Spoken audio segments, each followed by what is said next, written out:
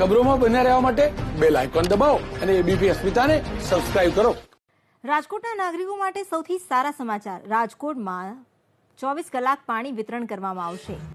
મનપા commissioner Udit અગ્રવાલે કહ્યું છે કે રાજકોટની જનસંખ્યા અને વિસ્તાર વધતા પાણીની જરૂરિયાતને ધ્યાને લઈ વિસ્તૃત પ્લાન તૈયાર કરાયો છે.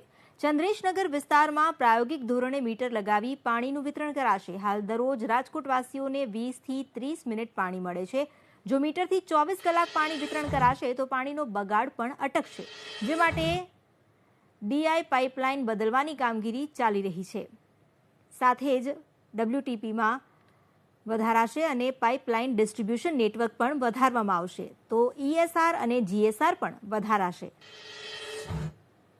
આખા રાજકોટમાં મીટર્ડ વોટર લોકોને મળે, જેનાથી આપણે 24 કલાક લોકોને પાણી આપી શકીએ.